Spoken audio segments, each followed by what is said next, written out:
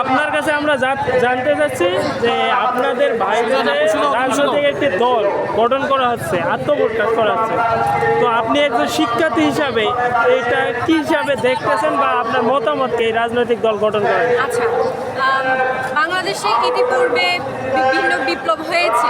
তো বিপ্লবের পরে যেটা হয়েছে, ছাত্র জনতা যেই সংগ্রাম করলো, রক্ত দিল, রক্তের পরে তারা আসলে ওই রাজনৈতিক পূর্বের যেই দলগুলো আছে তাদের হাতে ক্ষমতা দিয়ে দেয়, যার কারণে ওই ব্যক্তিবর্গগুলা ওই ক্ষমতার অপব্যবহার করে। তো এই প্ল্যাটফর্মে এখন বাংলাদেশের একটা পরিবর্তন আসতেছে, নতুন একটা বিপ্লব হয়েছে, আপনারা জানেন।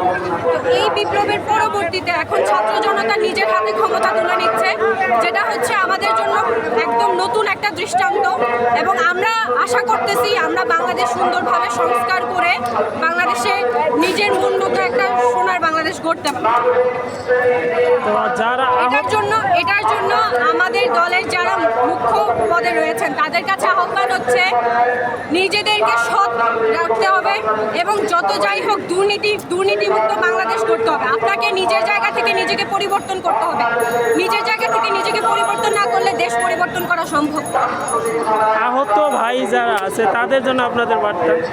আহত ভাইদের আসলে সুচিকিৎসা, এখনো অনেক আহতরা আছে যারা চিকিৎসা এখনো পায় নাই, প্রপার ট্রিটমেন্ট হচ্ছে না তাদের। তাই জন্য আমি সবার দৃষ্টি আকর্ষণ করছি যে আহতদের যাতে প্রপার ট্রিটমেন্ট করা হয় সেই বিষয়টাতে গুরুত্ব দেওয়ার জন্য, কারণ তারাই কিন্তু প্রথম সারির বিপ্লবী। তো গতকালকে সম্ভবত আমরা দেখলাম ন্যাশনাল ইউনিভার্সিটির শিক্ষার্থীরা সহ একটু বাক বিতরণরা চলতেছে, তো এই বিষয়ে আপনার কি কোনো কিছু মন্তব্য আছে?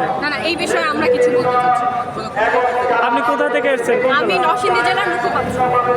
তো দর্শক, আমরা একজনের সাথে কথা বললাম এবং তার কাছে জানতে চাইছিলাম যে এই বৈষম্য বিরোধী ছাত্র আন্দোলনের আত্মপ্রকাশ নিয়ে।